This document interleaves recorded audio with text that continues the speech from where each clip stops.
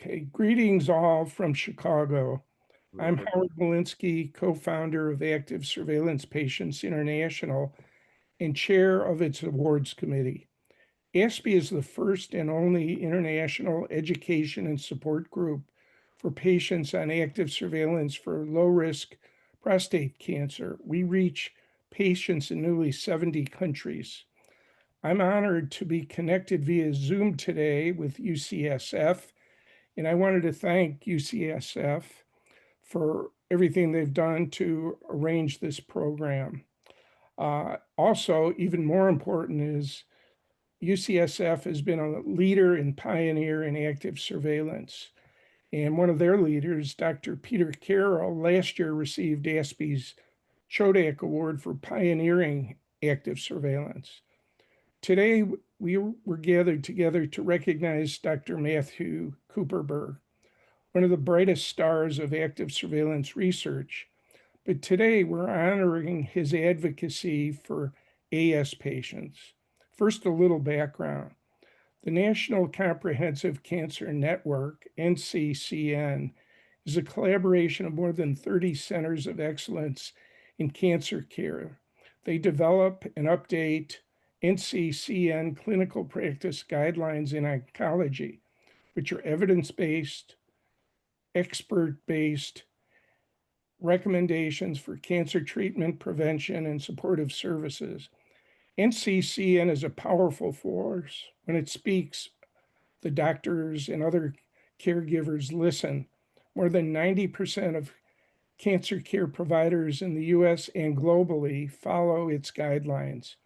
Clinicians, payers, patients, and other health care decision makers worldwide follow NCCN.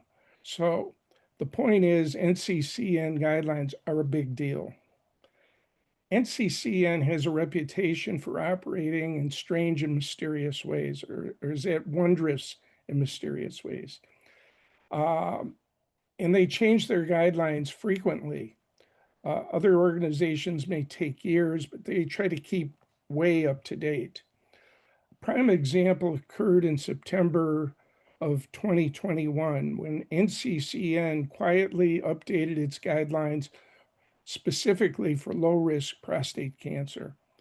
This subtle change involved deleting of a single word.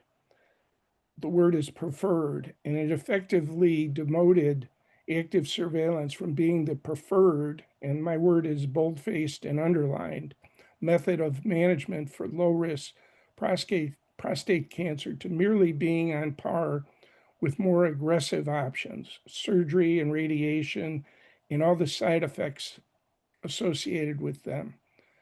This was seen, this changing guidelines, this elimination of a single word was seen as a setback, particularly after a quarter of a century of AS gaining acceptance as a crucial approach to prostate cancer management.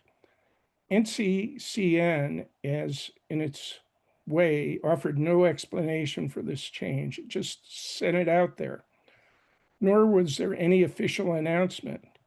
And all this came to as a shock to the urologic oncologists, including Dr. Matt Cooperberg, an active surveillance research leader.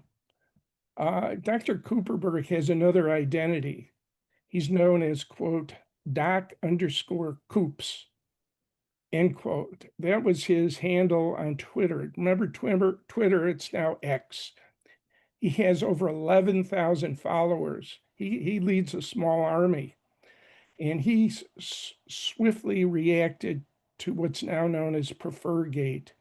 He launched a Twitter storm, a bombardment of tweets, as we used to call them, informing his extensive network of cancer experts about the NCCN's misstep, or at least that's the way he saw it. He galvanized them to protest the downgrade of active surveillance.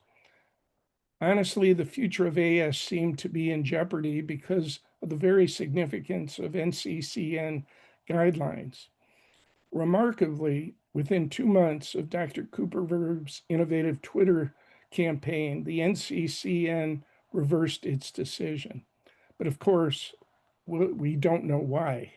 But I think that the Twitter campaign, and also for the first time, ASPI and a couple of the other patients support groups got together and leaned on NCCN for change.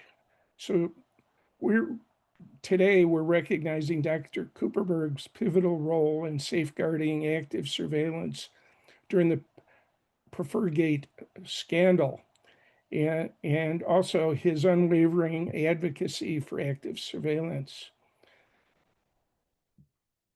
Okay, this marks only the third time ASPI has presented its special award for advocacy.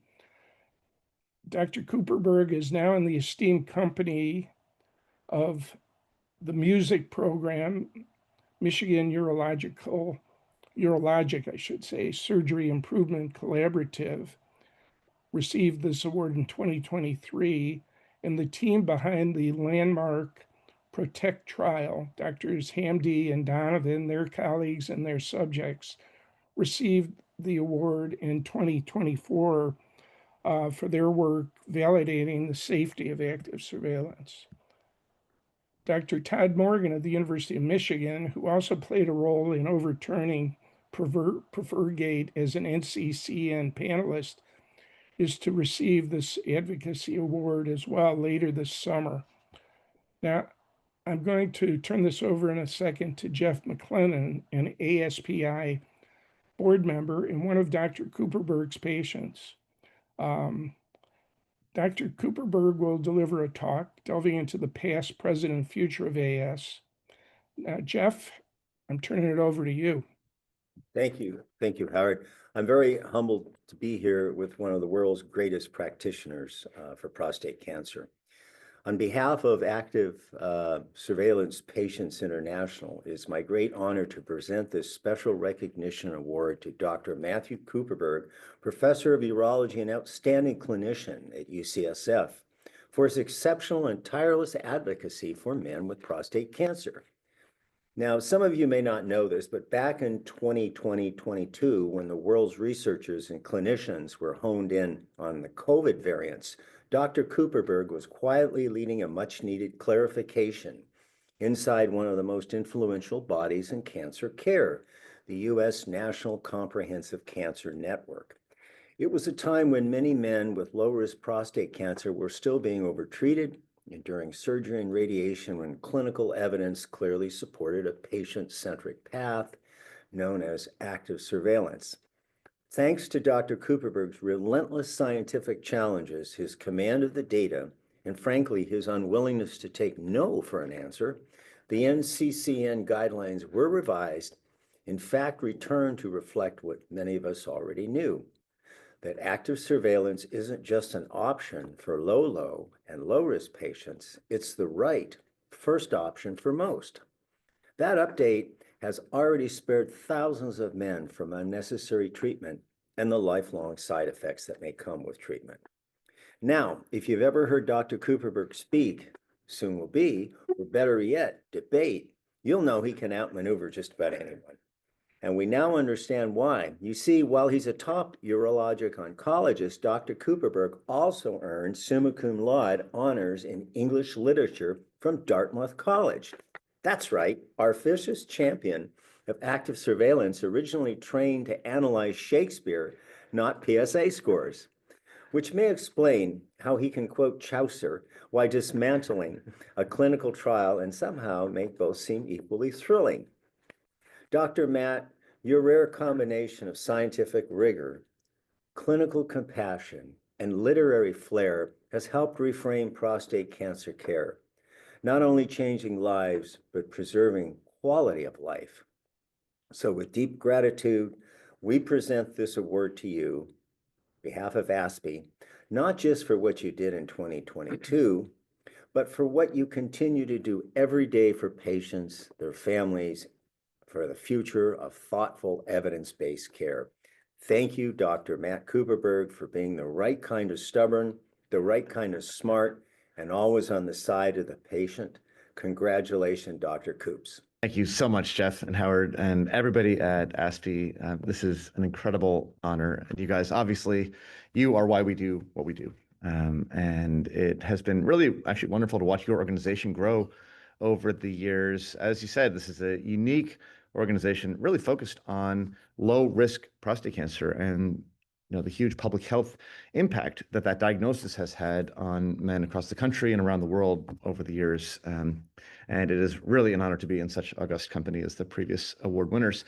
So thank you so much. It's really, really a tremendous honor and a pleasure. And I think you are too modest and have understated your involvement in changing the NCCN guidelines to where they should be.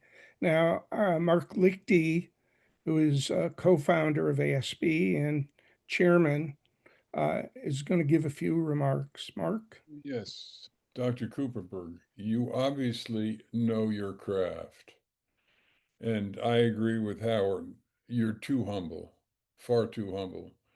We never really know in our lives how we affect things. But I think it was you that prompted ASPI to speak up on this preferred gate issue. And I think our voices together made a big difference. And so, on behalf of ASPI, we too look for further opportunities to work closely with you and UCSF on further changes that are needed, because together our voices are much more powerful. So we need more people like you who are willing to speak up, willing to be heard, willing to take a risk. And that's what the award is about. And you kind of shake off the fact that I think I think there was some courage on your behalf of stepping up to the plate and saying what needed to be said. You could have sat down and watched on the sidelines, but nevertheless, you chose to speak. And so these things that you do make a difference. And Howard, I just wanted to say to you, it was Howard that nominated you, but Howard, I wanted to say to you too, it was your phone call to me that prompted us to write the letter to NCCN about preferred gate had you not expressed concern. And that concern may have come up via Dr. Cooperberg. I don't know how that came up got on Well, your radar. you got to sign up for his Twitter account or whatever they I don't do his I don't do Twitter, X, whatever it's called now. I don't do that. But your presentation was excellent, and that's going to be on our website too. So many people will get to see that. Anyway, I just wanted to personally congratulate you on behalf of ASPI, and we need to continue to work closely with you. Thank you. I guess I get the final word. I've always been at the end of the alphabet, so I always come last. But thank you for doing what you do, and thank you for your presentation today. Thank you for giving us a glimpse of a better future. So with that, I say cut. Thank you guys so much again. Thank you.